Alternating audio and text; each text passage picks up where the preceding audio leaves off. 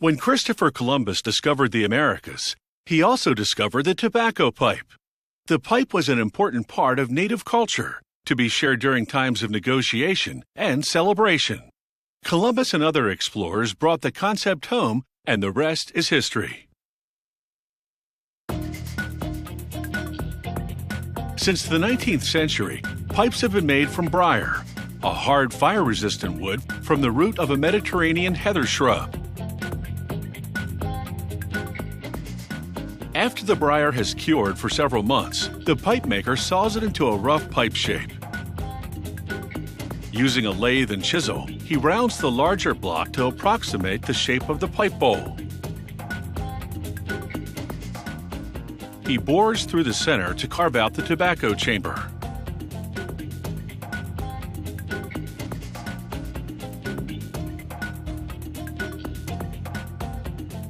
Then he slims down the stem, marking the center for drilling later. The pipe maker finalizes the shape by hand.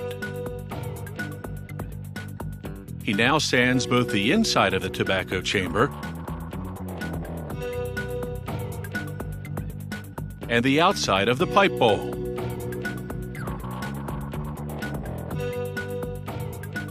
Next, the pipe's mouthpiece takes shape. The pipe maker pierces a piece of hardened rubber called vulcanite to establish the center and then drills a channel through it. Using a grindstone, he sculpts one end, taking it from round to oval, a shape that fits more comfortably between the lips. He checks his work with the sizing template, then shaves the exterior of the mouthpiece, reducing it considerably. He shapes the other end to form the tenon, which fits into the pipe stem. He polishes the tenon with a special compound. The smoother surface makes this part easier to join to the pipe stem. Using a series of sanding discs with progressively finer grit, he gives the exterior of the mouthpiece a sleek finish. Then he steadies it in a clamp and widens the hole in the center of the mouthpiece to broaden it into a funnel-shaped cavity.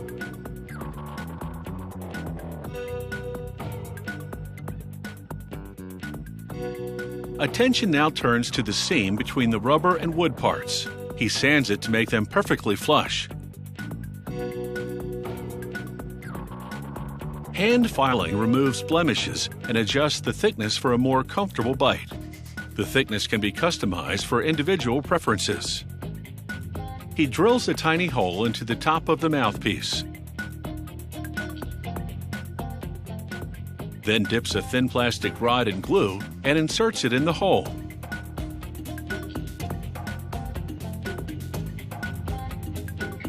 He sands it down, leaving a white spot, a marker that indicates the mouthpiece is right side up. For bent or curved pipes, the mouthpieces are heated in an oven at 320 degrees Fahrenheit.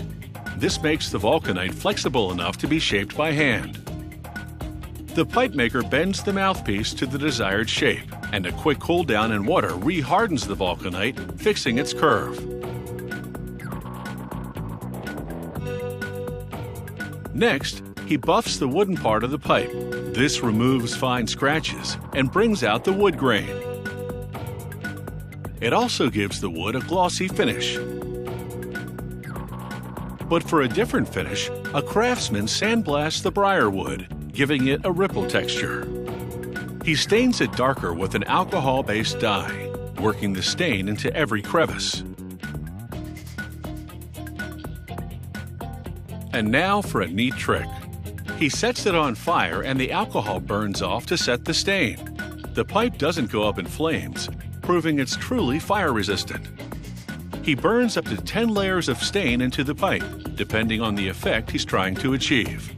Finally, he stamps the company name and other information into the pipe. After a final quality inspection, this handcrafted briar pipe is on its way to making a statement at the country club.